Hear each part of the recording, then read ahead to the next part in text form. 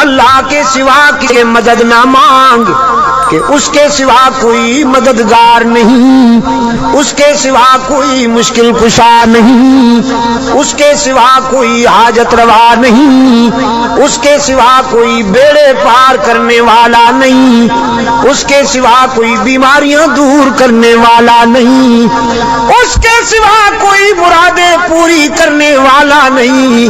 جب مانگنا ہو تو اسی سے مانگ، جب رونا ہو تو اسی کے در پہ آنسو بہا، جب دامن پھیلانا ہو تو اسی کے در پہ دامن پھیلا۔ وعدہ پورا کرنا، ایاک نعبد و ایاک نستعین، ہم تیری ہی عبادت کرتے ہیں اور جزاک اللہ، ہم تجھ سے ہی مدد مانگتے ہیں اور مانگتے رہیں گے۔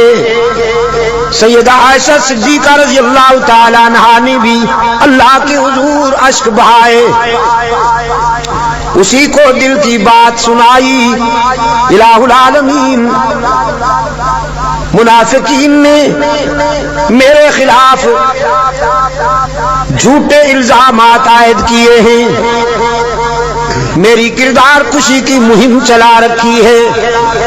اگرچہ یہ بات نئی تو نہیں، مجھ سے پہلے بھی معصوموں کے خلاف یہ پراپگنڈا ہوتا رہا، لیکن جب موسیٰ پر الزام لگا تو تو نے ان کی برات کا اہتمام کیا، جب یوسف پر الزام لگا تو تو نے ان کی برات کا بھی اہتمام کیا، جب مریم پر الزام لگا تو تو نے ان کی برات کا بھی اہتمام کیا۔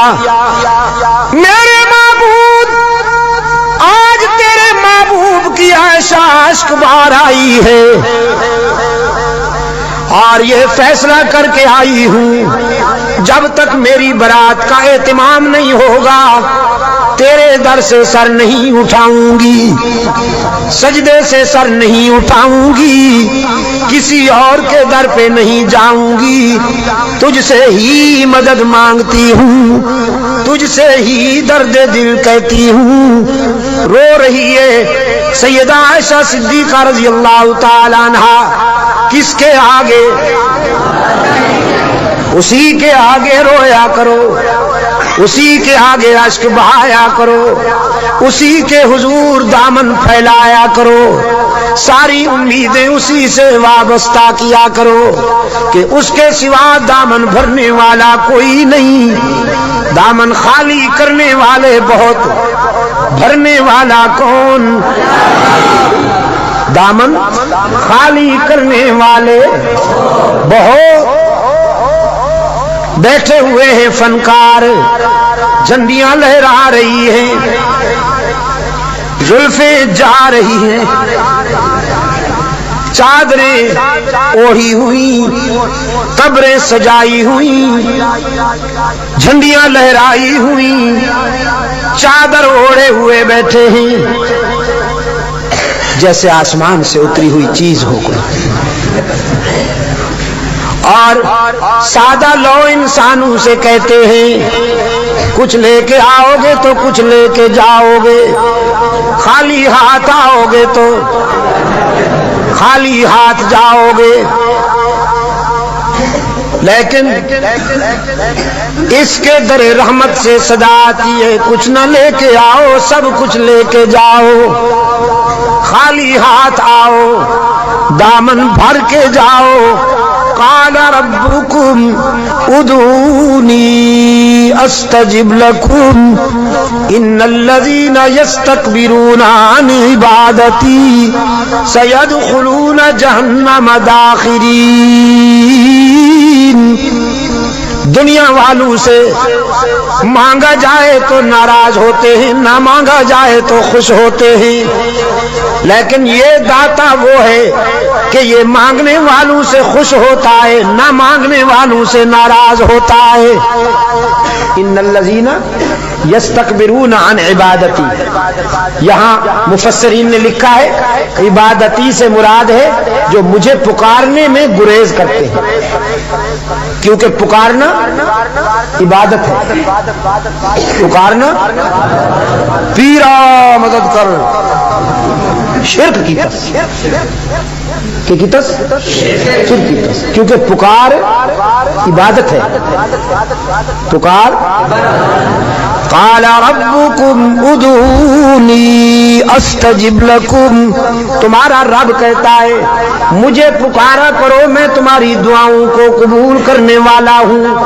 ادعونی استجب لکم، مجھے پکارا کرو میں تمہاری دعاؤں کو قبول کرنے والا ہوں. ادعونی ان الذین یستکبرون عن عبادتی، یقیناً وہ لوگ جو مجھے پکارنے میں گریز کرتے ہیں، مجھ سے مانگنے میں گریز کرتے ہیں، سیدخلون جہنم داخرین، ذلیل ہو کر منہ کے بل گھسیٹ کر جہنم میں ڈالا جائے گا انہیں. تو کسے پکارا جائے مشکلات میں؟ قادر کو یا عبد القادر کو؟ ذرا حرارت فضا میں تحلیل کر دو. ہاں ذرا حرارتیں، یہ گرمی فضاؤں میں تحلیل کر دو اور پھر اللہ سے دعا کرو کہ یہ فضائیں پھیل جائیں اور بھی کے بیماروں کو اللہ شفائے کاملہ عطا فرمائے. مشکلات میں کام آنے والا کون؟ روشن ضمیر نے کہا نہ مجھو از غیر حق یاری کہ لا فتح اللہ یقین عالم دری عالم کہ لا مسجود اللہ ولا معبود فی الکونین لا موجود اللہ. کوئی مانے یا نہ مانے لیکن میرا تو ایمان ہے کہ اس کے سوا پوری کائنات میں کوئی مسجود نہیں، اس کے سوا پوری کائنات میں کوئی مسجود، نبی مسجود، رسول مسجود، تو پھر کاماں والی سرکار کیسے مسجود ہو گئی؟ سبحان اللہ. قرآن کریم میں جگہ جگہ پر فکر انسانی کو متوجہ کیا گیا ہے کہ نیاز مندیاں، اپنی جبین کی نیاز مندیاں اللہ کے لیے وقف کرنی ہوں گی. فرمایا لعن اللہ الیہود والنصارى، اللہ کے رسول صلی اللہ علیہ وسلم نے فرمایا یہودیوں پر، نصرانیوں پر اللہ کی لعنت. کیوں؟ اتخذوا قبور انبیائہم مساجدا، کہ انہوں نے نبیوں کی قبروں کو سجدہ گاہ بنا دیا. نبی کی شان زیادہ ہوتی ہے یا ولی کی؟ نبی کی شان زیادہ ہے نا ولی سے. جو نبیوں کی قبروں کا سجدہ کریں ان پر تو اللہ کے رسول نے لعنت بھیجی ہے، اور جو ولیوں کی قبروں کو سجدہ گاہ بنا لے ان پر جزاک اللہ. یہی بات، یہ عاشق بنے پھرتے ہیں.